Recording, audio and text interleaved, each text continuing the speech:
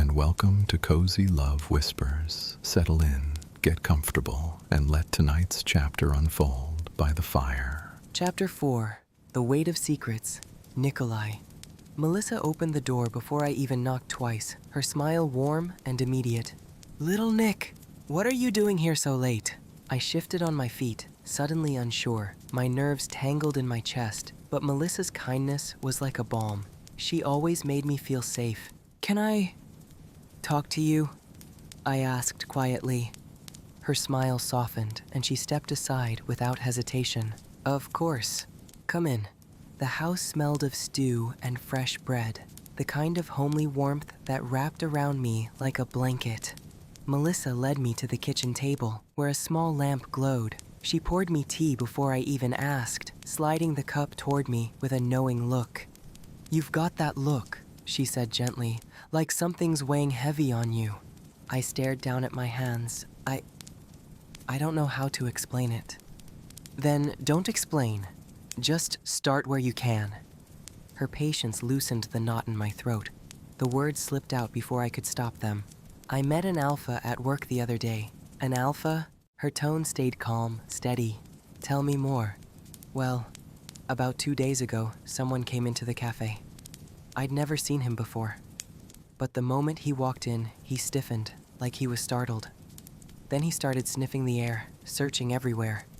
And then, his eyes landed on me. My fingers twisted together. Melissa, I felt as if something shifted inside of me. I've never felt this way before. It was this warm, glowing feeling in my chest. I hesitated, then added softly, "And when he came up to order, I smelled rich, warm cinnamon cookies. You know, the kind Mom makes for me when I'm sad or when I've had a hard day." Her eyes softened. "He smelled like your mom's cookies?" "Yes, warm, rich cinnamon, my favorite scent. But I've never smelled it on a person before. I don't understand what this means." Melissa went very still, like she was holding a thought carefully behind her eyes. Her face stayed gentle, but something protective flickered there too, something she tried to hide for my sake. I leaned forward without realizing it, my voice thinning. "Melissa, what does this mean? And what do I do?" The truth tumbled out before I could talk myself out of it. "He kissed my hand today." Her brows lifted slightly, but her expression didn't turn sharp or judgmental, only quietly interested. She leaned closer, voice soft. "And how did it make you feel?" My cheeks burned hot, strange, warm, like I couldn't breathe. Like I didn't know what I wanted, but I didn't want him to stop. I pressed a hand to my chest, embarrassed by how shaky my voice had become. Something inside me lit up. I've never felt anything like it. Melissa reached across the table and covered my hand with hers. "Oh, sweetheart, that's not strange at all. That's instinct, attraction, maybe even something deeper."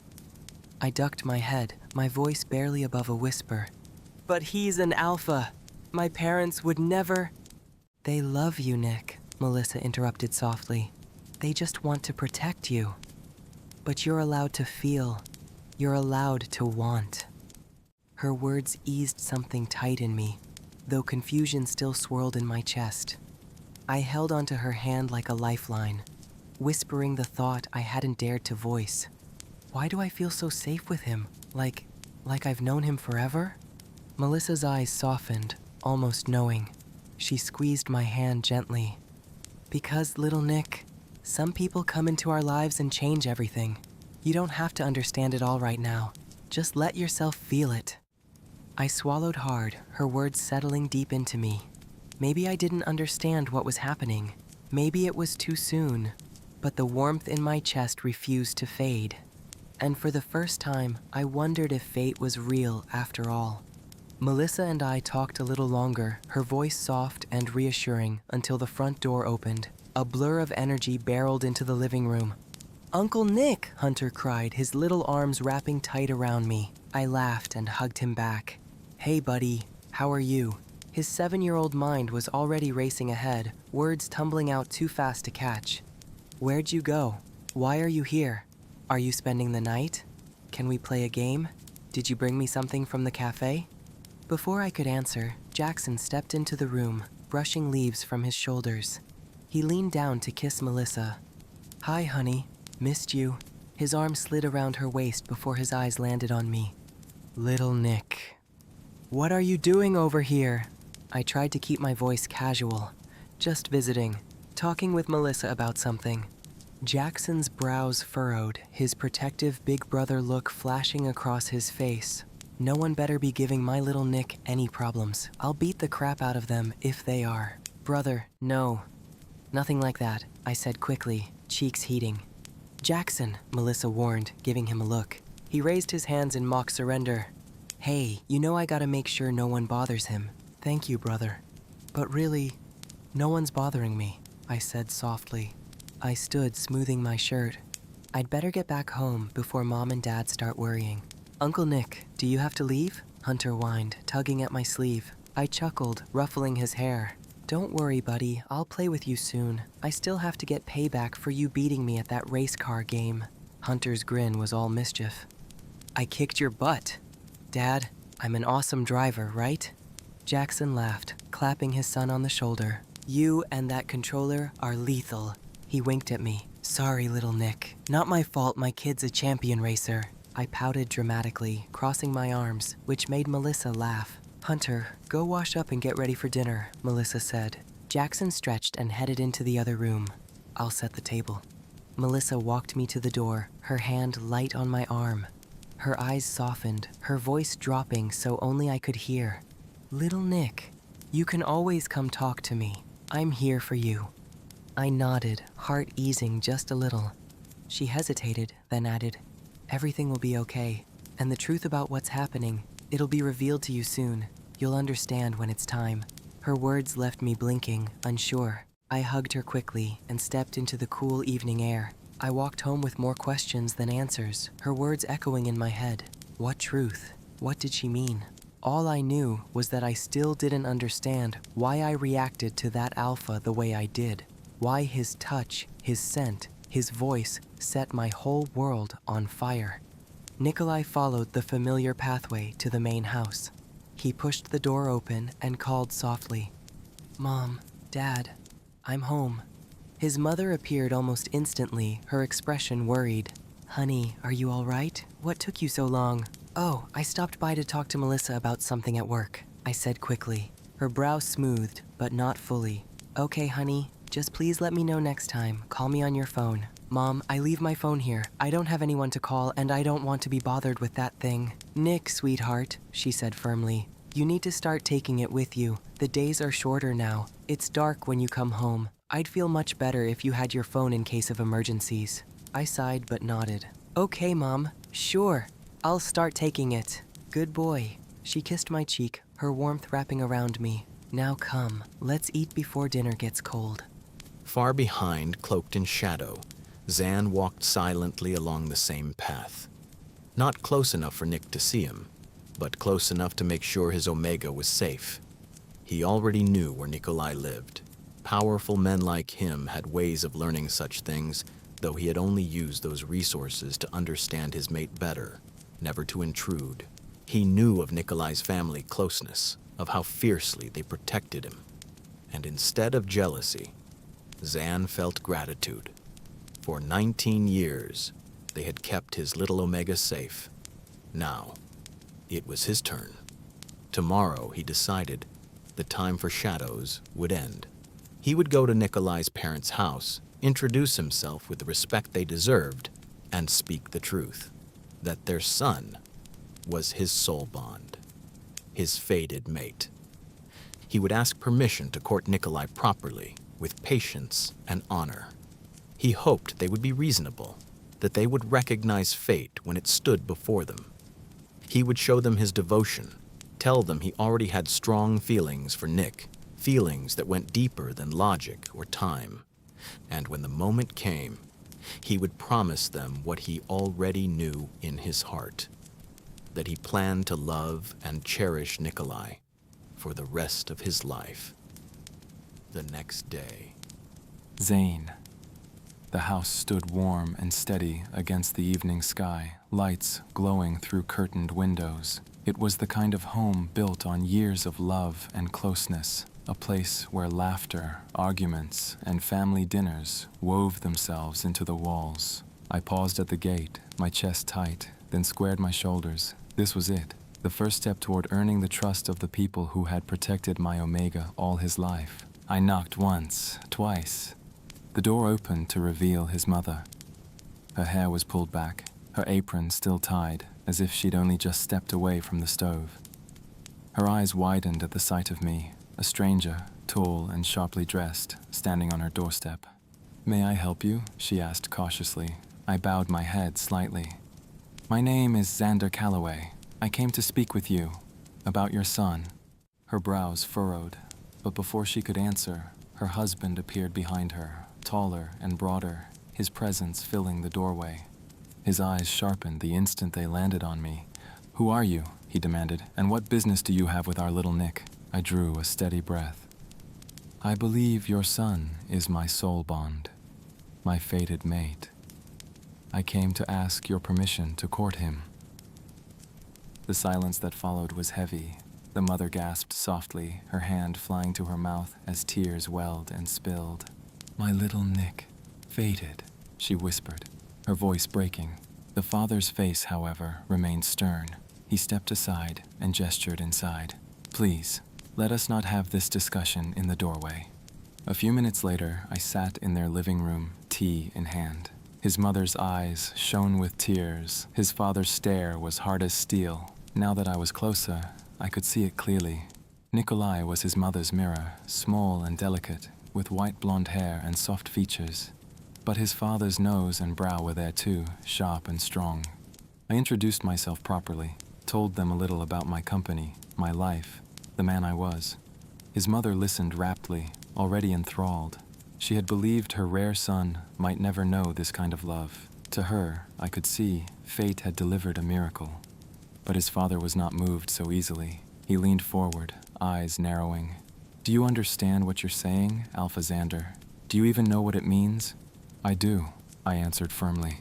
"It means your son is the other half of my soul. It means fate has tied us together. And it means I will spend every day proving myself worthy of him." The father's voice dropped, heavy as stone. "Then let me ask you plainly. My son is not like other Omegas. He is a boy. Many would call that wrong. Many would not accept it. Do you still want him, knowing this truth?" I didn't flinch. "Yes, he is mine, and I am his. Nothing about him could ever make me turn away, and please call me Alpha Zan, or just Zan." His eyes narrowed further. "And what of your family, your name, your legacy? Binding yourself to him could mean the end of it. Are you willing to let it all go for my son?" My heart tightened, but my answer was already carved into me. I've already spoken with my father. He asked me the same, and I told him, I don't care if our family line ends with me. I don't care if whispers follow us or people disapprove. All I care about is this. Nikolai is my soul bond. He is the one fate wrote for me, and I will not let him go. The silence stretched long. His mother sobbed openly, pressing her hands to her cheeks. His father studied me for what felt like an eternity, searching for cracks in my conviction. Finally, he nodded once, slow and heavy. "If you want to love him, then prove it, every day. Never make him cry, because if you do, you'll answer to me.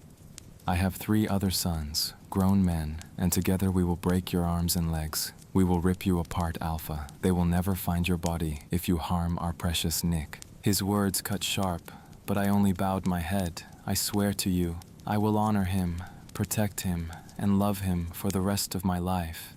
His mother reached forward, taking my hand in both of hers. Tears streamed down her cheeks, but her smile was radiant. "My little Nick will be safe with you. I can feel it. Fate has finally come for him.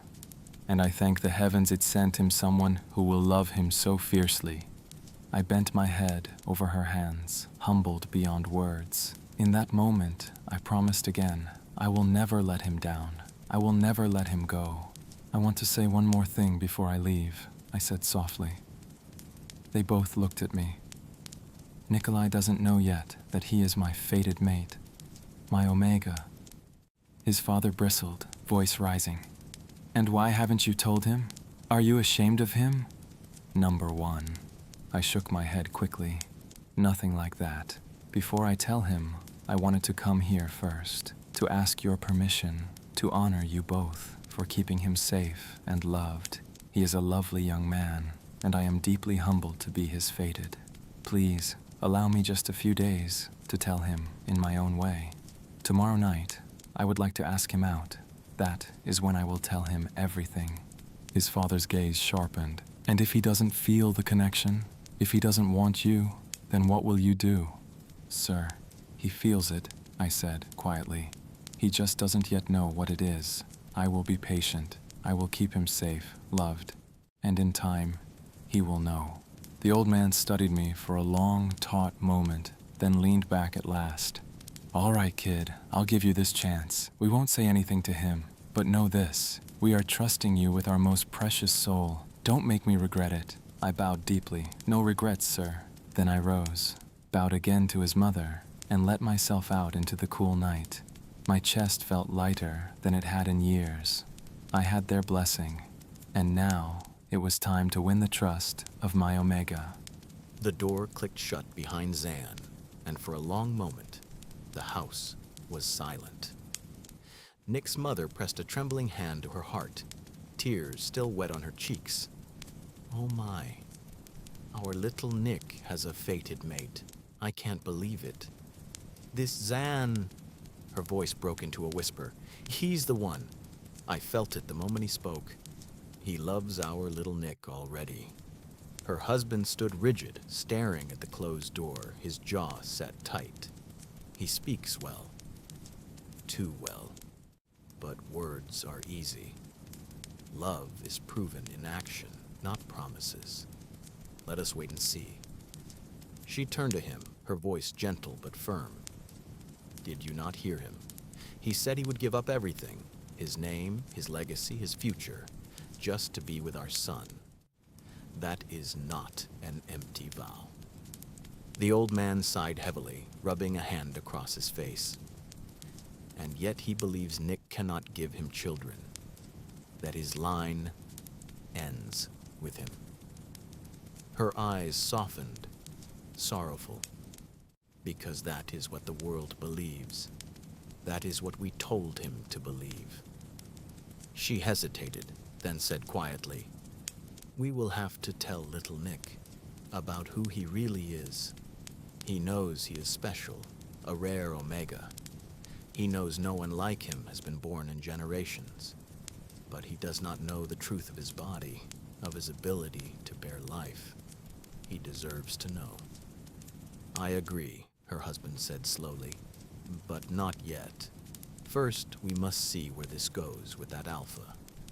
I need to know little Nick will be safe with him, that he won't break his heart by deciding one day that the cost is too high. He says he will give up his legacy, but only time will tell if those words hold." His eyes hardened. "We must keep this secret a little longer, and we must ensure that little Nick does not reveal it either. We need to see this Alpha's true self." Silence fell again, heavier this time. At last she spoke, her voice softer than before. "You're right. If he knew the truth, that little Nick can bear life, it could change everything. We had to be certain he wanted our son for who he is, not for what he can give." The father's gaze dropped, his voice gruff, and he passed that test. I'll admit it. He said he would love him, even if the family line ended with him. I saw no hesitation in his eyes. "Then you see?" She pressed, her voice breaking again. "Fate has chosen well." He grunted, but the fight was gone from his tone, replaced with weary acceptance. "So what do we do now?" Her hand found his, fingers curling tight. "We protect our son, as we always have. We watch this Zan. We see if his actions match his words. And when the time is right, when trust is proven beyond doubt, only then will we tell him the truth." Her husband gave a single reluctant nod. If he proves himself worthy, then perhaps he will earn the greatest truth of all. They stood together in the quiet living room, the weight of their secret heavy between them. Outside, the stars glittered cold and endless. Inside, a mother's hope and a father's caution bound them in silent agreement. For now, the truth would remain hidden. Zane. The night air was cool as I stepped out of the house.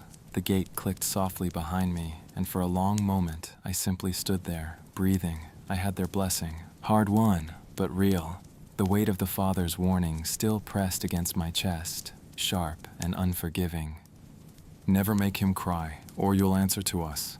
It was no empty threat. I believed every word. And yet, instead of fear, I felt gratitude. They loved him fiercely. They guarded him like the rare, precious soul he was. And now, they had entrusted me with that same task. Soon, I would take him from here, not away from his family, never that, but into a life we would build together. Our home would always be open to them, and they to ours. But he was my Omega. He belonged with me, with us. I knew he was a boy, but that didn't change what Omegas needed. They nested, they created havens, and I would give him the most perfect one. A whole room, large and open, waiting for him to fill with blankets and pillows, colors and scents, anything his heart desired. His sanctuary, his joy. He would never want for anything. I would provide him with the perfect life. My precious Omega would only know love, safety, and happiness. I tipped my head back toward the stars, a vow burning in my heart. I will protect him. I will honor him. I will give him joy, always. When I finally turned toward the road, my steps were lighter.